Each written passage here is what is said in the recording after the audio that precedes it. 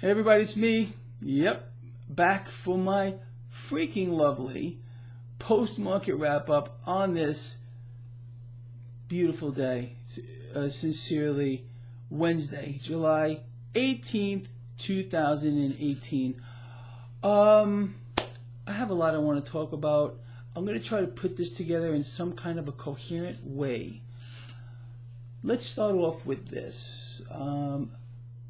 The stock market. As I explained to you in the video that I did this morning, I said don't worry, they were going to prop up stocks, and that's exactly what they did. The Dow Jones Industrial Average, the S&P 500, the Russell 2000 all finished nicely in the green. The Nasdaq finished 0.01% in the negative.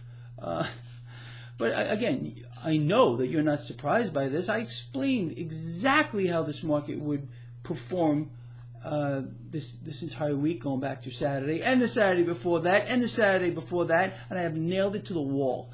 In fact, to such a degree, I scare myself sometimes. It's the truth. But that's not even what I want to talk about here, really. I want to talk about our lovely friends, who I, once in a while I'll refer to as the Confederacy of Dunces. I think you know who I'm talking about. Well, they rolled out their superstar economy market people on their Seeking Alpha show. Oh yeah, did you see any of it? It's pretty interesting, actually. Let's go there.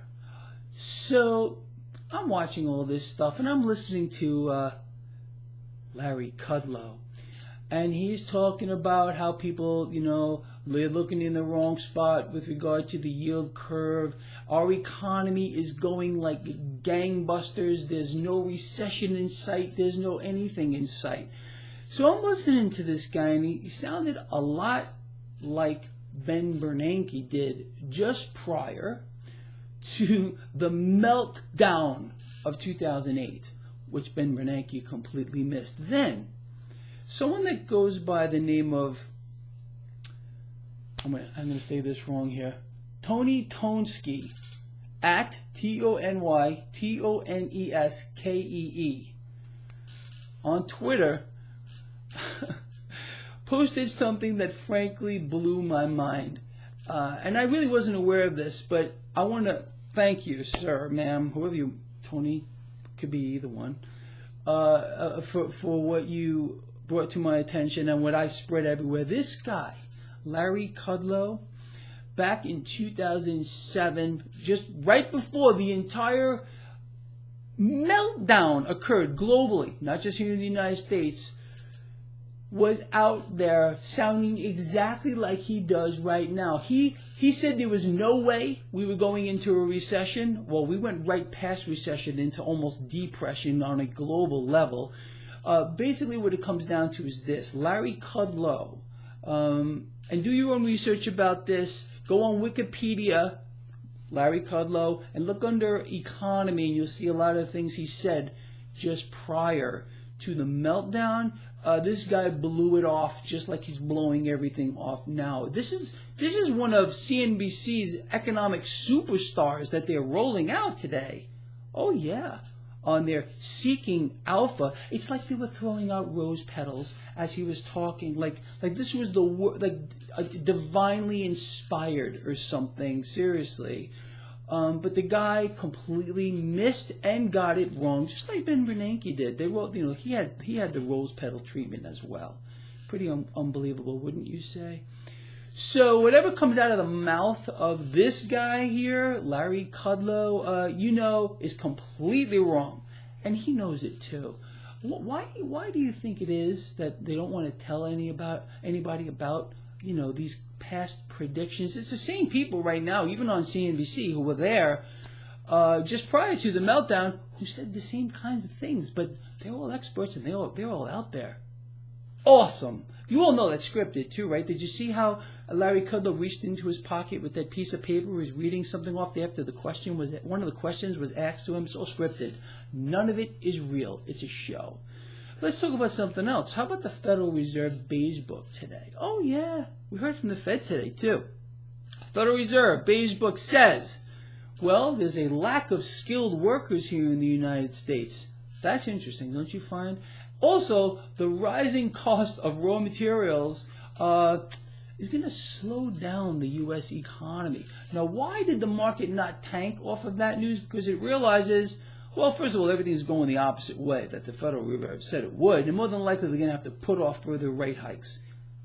We're going to get one more, I think, this year after the midterms to keep the illusion real. They don't want to do it. And Powell, he's another one. He was out there today, too.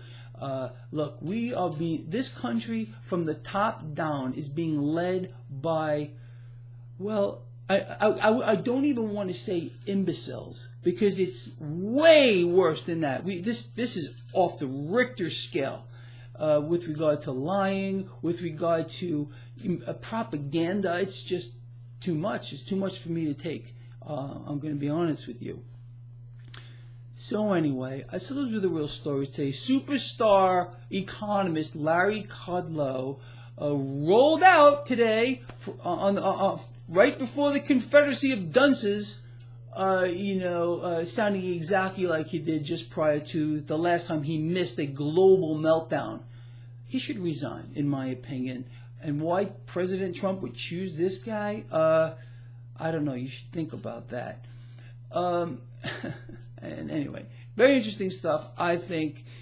I wrote to CNBC about this today, by the way. I did not hear back from them. As of yet, I doubt that I will. Why don't you do that? As a matter of fact, call CNBC. You have one of these lovely things? And explain to them why they're not highlighting how their superstar economist out there, Larry Kudlow, completely disregarded anything that could possibly happen. He said there was no way that we were going to go into a recession just before we had a meltdown. Why did they choose him to come out there and talk? Why? Have them explain that to you, because you deserve an explanation as to why you are being fist-fed. And it's more than this. Lies, why we're all being lied to, and it's just too, frankly, stupid to be stupid. All right, with that said, see you in the morning.